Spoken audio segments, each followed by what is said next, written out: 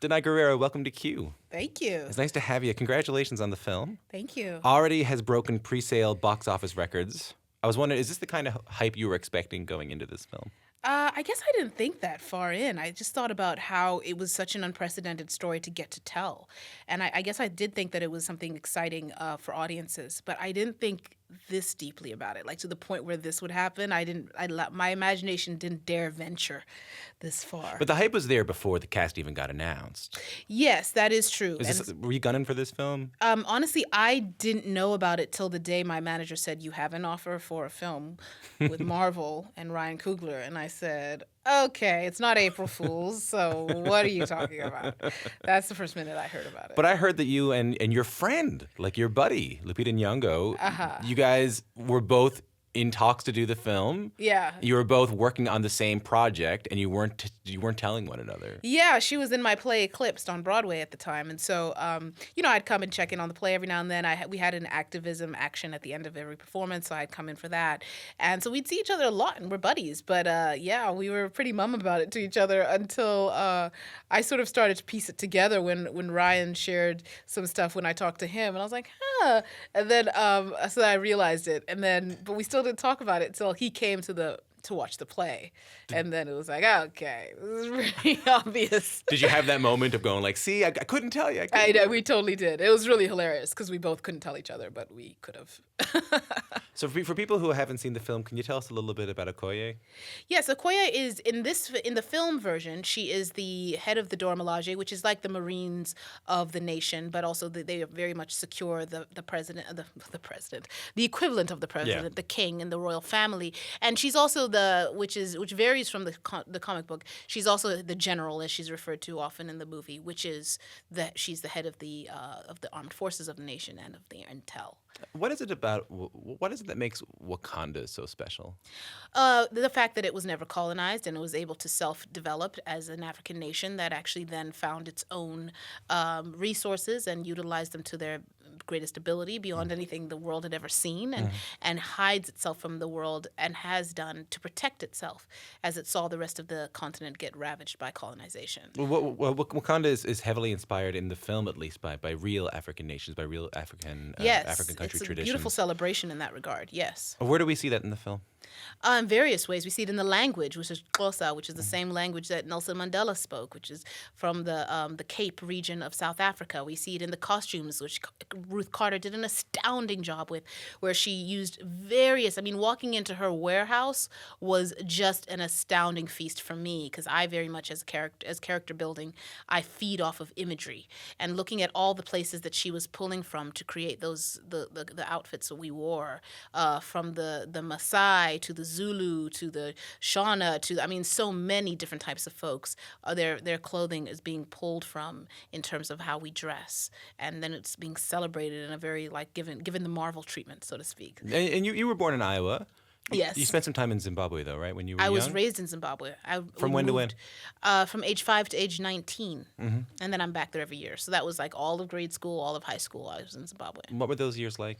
They were fantastic. Yeah. I had a really, really idyllic childhood, really. And, I was in a very, very great schooling system. I had a very eclectic group of friends. I started off theater there. I became very theater. I was head of drama in my high school. So the whole theater thing started there. I was a part of a thing called Children's Performing Arts Workshop in my adolescent years, which allowed me some real exposure to the craft. And the teacher, the head of the program, was a professor actually of the arts. So he really taught us the discipline around the craft. Like, this isn't something you roll out of bed and do. Yeah. It's something you work very hard at, and you put your entire being into, and you warm up into it, and you research it, and you develop.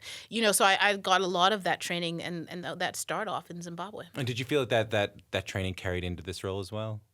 My training from Zim? Yeah. I mean, I get, when you're playing a character, creating a character, you pull from everywhere you need to find what the character needs. I'm just talking about that specific thing you just told me about giving yourself fully to a character. Oh, absolutely. I mean, honestly, I can't sleep at night if I don't feel I've done that. That's just also, I guess that's part of, I went to Catholic school. I have academic parents who have, PhDs and master's degrees, and there's just no way around not giving your all to something. You give your fullest to everything everything. And I want to apply integrity to my work because I want that from the actors who do my plays. I want that from the work that finally gets seen by the world. So I do give my all to everything I do. And this was definitely no exception. This was very important to me. It was really important to me. What was the greatest challenge in giving your all to this? Waking up at 2:30 in the morning to go get my tattoo done every morning. That was that was a specific experience. How long did that take? It depended. Actually, in the beginning, it took more time, and then over time, Ken is an amazing he's an amazing makeup artist, an amazing designer and artist, and a veteran and a pioneer of the field, and has done so much great special makeup effects. But initially, him and Kentaro, who is the two partners in crime who created my tattoo, they would take longer, and then as time moved on, they took shorter. So initially, it was about 3 hours, and then it actually went down to like 1.5. 1.5 sounds like torture to me. I can't. Oh, 1.5 flew by. I was like, oh, we're done. I can't sit down for that. I can't sit down for that. Oh, you gotta get used to sitting down. I've heard stories about Jim Carrey on the Grinch. They had to bring in like CIA torture specialists to teach him how to get through sitting down for 3 to 6 hours on makeup because he just couldn't do it.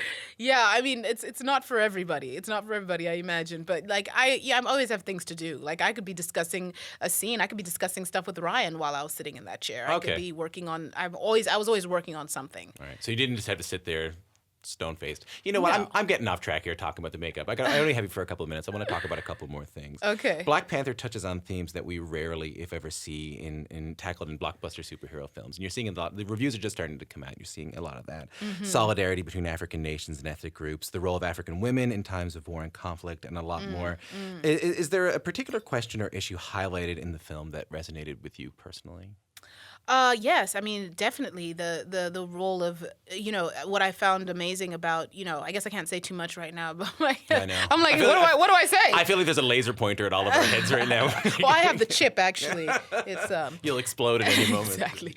I mean, there's so many things, but those exact themes, I think the presentation of women is both fierce and very much feminine, how neither gets compromised. And that's something that seeing the character of Shuri, being as brilliant as she is. I love the way the women were shown being people that reach their fullest potential and live in it, with fearlessness and don't lose any part of being women. And the myth is that that's what happens, or women have to guise their strength. And I love that this is a world where that is just not the case. And that really, really excites me about that and what how that might resonate, and how Wakanda Forever is certainly a theme we should all live by. But there's so many components. I love the discussion that happens within the African diaspora, and the question of the global, very, very relevant component of how self-protection as a nation versus considering yourself your brother's keeper globally. Mm-hmm. And I find that that's deeply timely. Well, that was the question I wanted to get to. I just read a review about 10 minutes before you came in, and it said something quite interesting. It said, in this film, everyone wants the same goal, to protect and preserve Wakanda. They just have different ideas about how to get there. Right. Do you feel like there's a distinct good and evil in this film? What I love is that there kind of isn't, and that it makes it kind of more human.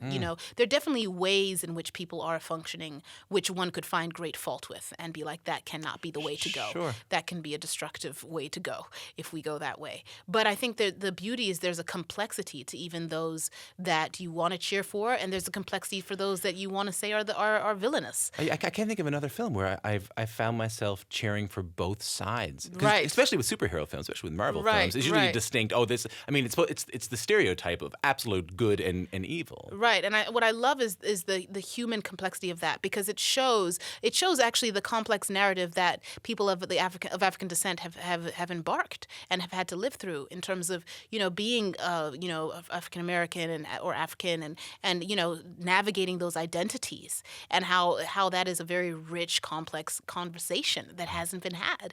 But it also, that's great. It breaks breaks new barriers, as you're saying, about how we tell these types of stories and how we can get much more complex. I think that's exciting. Well, it's a great point because, as you said, it's a rich and complex conversation, and I want to focus on complex because in order to somehow negotiate it down to a level of good versus bad would be to somehow negate the idea of just how messy this conversation really is. Yes, yes. And I mean, I think that's what's so exciting, and I think that's what's probably engaging audiences because, we're actually really playing into the reality of what life can often be. We talked earlier about the hype around this film. I do know that the anticipation is especially high for Black moviegoers. I've been seeing people buying huge seats in advance, renting out theaters in advance. Buying 3 tickets per family member. Yes, I've met that person. After parties planned for the opening night, people are setting up GoFundMe accounts to send underprivileged kids to go see it. I've been seeing Instagram videos of classes being told they're going to go see it. This isn't the first time, though, we have seen a Black superhero film. What do you think it is about Black Panther that's resonating so strongly with these audiences? I think we've just never seen anything quite of this magnitude from the Black perspective. And I think that the beauty of it is that, I grew up and I was watching a lot of media representation pour out of the United States and pour out of the West. And I never saw anything like this. And you're looking for it as a kid. You're looking for things that you can look up to and the people that look like you, because all you're thinking about when you're a kid is growing up. So, what do you have to look at that looks like you but looks really powerful and cool and fun? Kids live in their imagination more than anybody.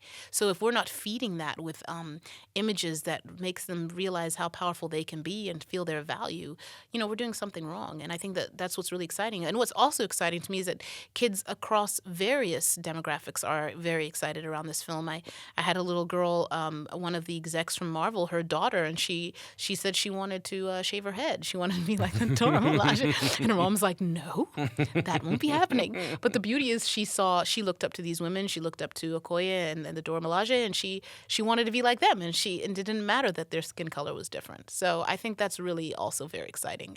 It breaks the barrier of the very, bamboozled belief that things had to come from the Western perspective in order for there to be mass appeal. We know that is now utter nonsense. Are you feeling any pressure given the hype around this film, around the expectations around this film? Pressure. I mean, listen, no one can give themselves more pressure than I can when I'm just working on a character. When I'm working in the realm and trying to get things alive and true and full and then accurate and give the character as much physical life as possible and make sure she's as physically able as she's written to be. And, all those things are where I feel the pressure in terms of really bringing all I can to something and feeling good about what I put in the can. So there's no lying in bed the night before it opens going, oh, come on, I hope they dig it. I hope they like it. Well, yeah, you do hope people like it, but, you've done all you can at that point. So at Right. that point, like, what can I do? I mean, like, how can I feel pressure about something I can't do anything about? I got to learn more from that. I spend a lot of time doing things and then worrying about them 3 weeks later. I got to learn more about that. It's a journey, trust me, for us all. With films like this that matter so much to so many different people, when we haven't even touched on the comic books sort of super fans, there's always this concern of getting it right, and getting it right can mean an awful lot of things. That's going to mean different things to different people, depending if you're a comic book super fan, depending if you're one of these people who is renting out the theater for an entire community. What does getting it right mean to you? Getting it right to me is about a couple things. It's about, for me as someone who writes from the African perspective as well, it's about access and it's about authenticity. So is there a truly authentic feel to the film? Did we delve into what was true and rich and real? Did we take risks? Was it courageous? Did we follow the story? Because I truly believe that you can start off with an idea, but after a while the story starts to tell you what it is. Did we follow it? Did we have that courage? Did we jump off jump into that realm of faith and trust that even though it's scary, we're still going to see it through? And you can tell all those things. And did we bring characters that had dimension and had power in whatever way and brought something new and refreshing to the screen? All those things is doing it right and allowing for there to be a response that comes from people just truly having been moved and felt connected. That's the journey. And that's not easy to do. But I mean, if we did those things, and I feel like we did, we really did. We all were on set every day with serious intention and passion around bringing this to its fullest fruition. And that was just how we all felt. And it was a lot of collaboration, a lot of respect of the best idea. And I have to commend Ryan and Marvel for that. They were very collaborative with us, and so we all feel an ownership. So I think we felt we tried our very best to do it absolutely as right as we could. I think that's what you see in the film. That's what I was trying to figure out what the word I was going to use, but I think you definitely see that ownership in each of you in the film. It feels like your film. Oh, awesome.